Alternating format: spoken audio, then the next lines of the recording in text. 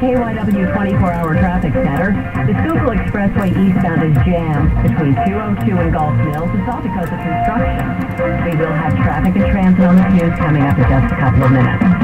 Well, a South Philadelphia woman is putting illegal parkers on notice to make a point.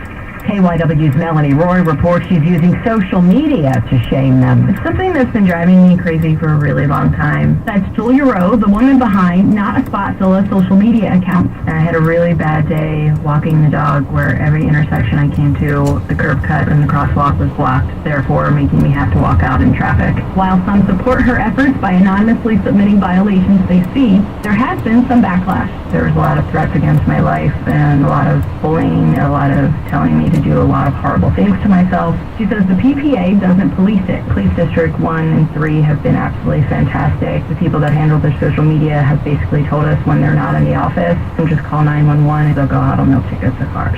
Rose says she'll keep updating the accounts as long as she needs to, calling it a public safety issue. Melanie Roy, KYW News Radio. Australia is being rocked by a sexual abuse scandal involving the Catholic Church. Government investigators now say that between 1950 and 2010, 7% of Australia's Roman Catholic priests were active pedophiles. Francis Sullivan speaks for the church. Basically, the average age when people were first abused as girls was when they were 10 years old, boys when they were 11. Nearly 4,500 victims have come forward. Experts believe many more remain too ashamed, too afraid, or too damaged to speak out. Vicki Barker, CBS News. A controversy over animal rights in movies just got a little bit more controversial. Why does food taste so much better in the trash? While filming the movie A Dog's Purpose, leaked video showed a frightened dog being forced into churning water. It caused animal rights groups to call for a boycott of the movie. Now an independent expert says safety measures were in place and that while the dog was momentarily stressed, suffered no lasting ill effects. A humane group says the video was edited to mislead for some reason. Sabotage? Well, Hollywood is known as a dog-eat-dog kind of place. Mike Sugarman, CBS News. KYW News Time 11:52. LifeLock sponsors traffic and transit on the tube. Some good news, that accident cleared off of the Benefactor Bridge westbound, the one heading into Philadelphia. We're getting back to normal on the bridge. The Schuylkill eastbound barely moving, like you mentioned. 202 to Gulf Mills is due to a work vehicle. The right lane is closed, and the ramp from 202 to the Schuylkill eastbound also jammed because of it. Westbound delays the boulevard to Belmont. Speaking of the boulevard, road construction there. The right lane is closed southbound to 9th Street and Broad Street. The area is slow. City Avenue northbound barely moving. Lancaster Avenue to North 63rd Street. The right lane is closed due to road work. The PA Turnpike kind of having its problems today. In both directions, a straight road. The off-ramp to northbound Route 1 is partially blocked due to an accident. And southbound, we have an accident. The left lane is blocked at Exit 31 Lansdale. Also, speaking of the PA Turnpike, the Pennsylvania-New Jersey Turnpike connector bridge is closed indefinitely due to structural issues, and detours are in place. An accident reported in Exton on Business Route 30. This is Route 100 northbound, and there are delays. And SEPTA says a lot of delays on its Market Frankford line operating on a modified schedule because of equipment issues. I'm Ann Evans in the Trumark Financial Credit Union 24-hour traffic center. Convenience public Wi-Fi, that increases your chance of identity theft. One reason you need LifeLock. Free credit monitoring may show changes to your credit. LifeLock's U.S.-based team helps resolve identity theft issues. Sign up fast at LifeLock.com. Use promo code RISK to save 10%. I'm CBS 3 meteorologist Katie Salinger. It's sunny and very nice the rest of the day. Our daytime high into the upper 40s. We stay clear this evening, but watch for a shower late tonight, the low hitting 37.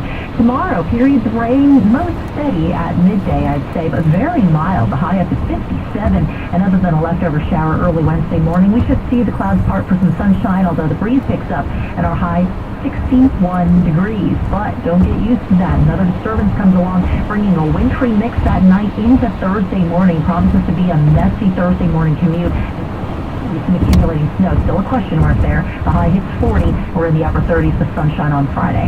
You can download the Eyewitness Weather app for updates anytime. Just search KYW Weather in the App Store or Google Play. 50 degrees, sunny, temperatures holding steady. A California restaurant is supporting immigration rights, one taco bowl at a time. Kamal Restaurant every Monday and Tuesday this month will direct 100% of taco bowl sales to a local immigrant rights organization. Owner Chef Matt Gandon says His employees live in constant fear. What could happen? Could they be deported? Fighting deportation one taco bowl at a time. I have very strong feelings about this president, his actions. I'm concerned that he may not be mentally stable. The Trump taco bowl, $15. Tim Ryan, CBS News, Berkeley, California. Philly's newest radio station with better variety and fewer commercials. Today's 96.5. Adele, Bruno Mars, Katy Perry, Justin Timberlake, and more. They're on today's 96.5. With better variety and fewer commercials. KYW News Time 11:55. That means it's time for the business report. It is sponsored by The Perfect Workout. Here's Courtney Donahoe of Bloomberg Business. Stocks are holding steady as investors are keeping a close eye on the rhetoric coming from President Trump's administration. JetBlue has cut back on its expansion plans for this year, fulfilling a promise to reconsider its growth to help gain more control over pricing.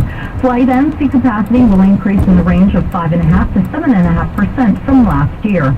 There's a report that Disney CEO Bob Iger may extend his tenure for a third time. Iger is scheduled to retire in 16 months, but the Wall Street Journal said there is no successor in sight. It was presumed that Iger might be replaced by his former chief operating officer, Tom Staggs, but Staggs left the company last spring. Last night's Super Bowl featured the greatest comeback in the game's history, but the TV ratings appear to have fallen short. That's according to preliminary data from Fox, which broadcasts the game.